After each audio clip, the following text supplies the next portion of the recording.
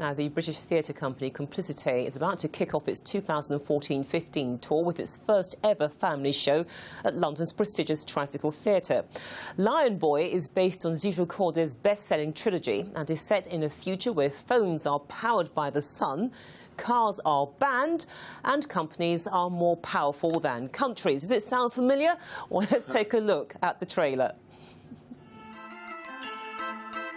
Ladies and gentlemen, meine Damen und Herren, mesdames et messieurs, welcome to Timoday's Royal Floating Circus.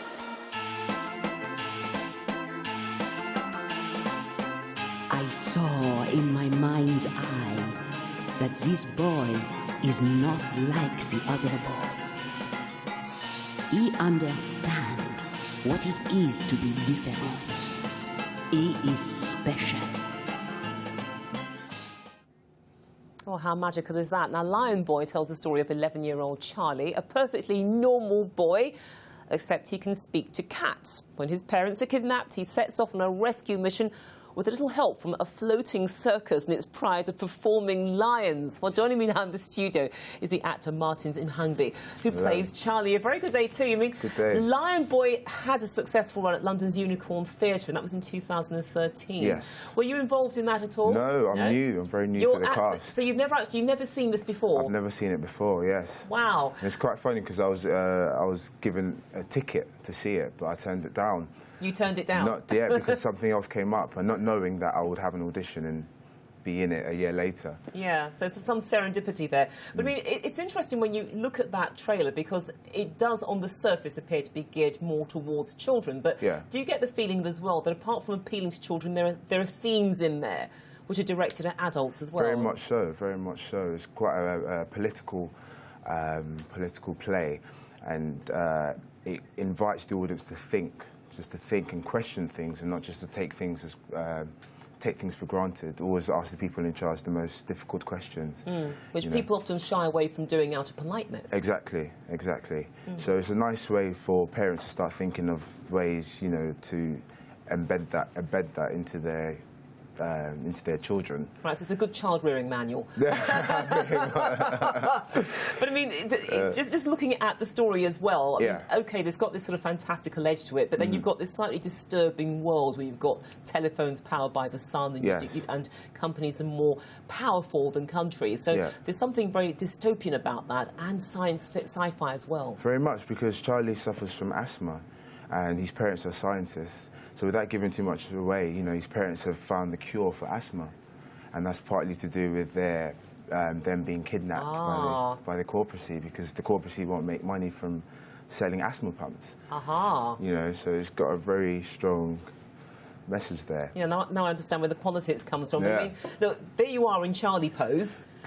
OK, now you're not 11. I'm not 11. You're not 11. So how do you actually get into the mindset of an 11-year-old boy who talks to cats? It's very interesting because this show is all about imagination, and it's very minimal in terms of set, and you know, there are no lions there, you know, so we have to really use our imagination and really paint it for the audience with our words, and the way it's written is very poetic and very well written.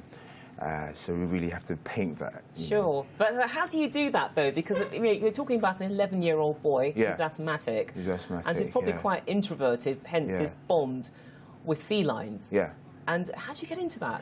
Well, the novels, is a 3-part novel, it's a trilogy, and they're so well written that you can't help but invest into the imagination, the imaginary world of it, and it's very sensual, it's very descriptive, and the colours are so vivid, so you can't help but delve into it and experience it, and allow yourself to experience it, and just really commit to it, you know, because it's not a naturalistic world, so it's quite fantastical, and you just really have to just commit to it, and we all have that inner child in us. Yeah, so this is the excuse to bring it out. Pretty much, yeah. It's a chance for me to play. I'm on a playground, you know, and the whole Complicité team we're all on a playground having fun and telling the story. And the way it's set up is very much old school storytelling, you know, almost like a campfire. And that's quite nice, actually, because that's something which is missing with modern storytelling today, Yeah. because kids get stories from the television or from computers and things. Yeah, yeah. So when you were talking about the inner child, Yeah. your inner child, Yeah. what similarities does he have to Charlie? Adventurous, curious, that curiosity, wanting to know things, and also being open to people. You encounter people day to day, and you just being present with them. I feel like Charlie's very present, even with the animals. He's very curious and present, and he's like he wants to know more. Sure. He doesn't just take things as they are. He wants to know why things are the way they are. Does he question why he has this affinity with cats?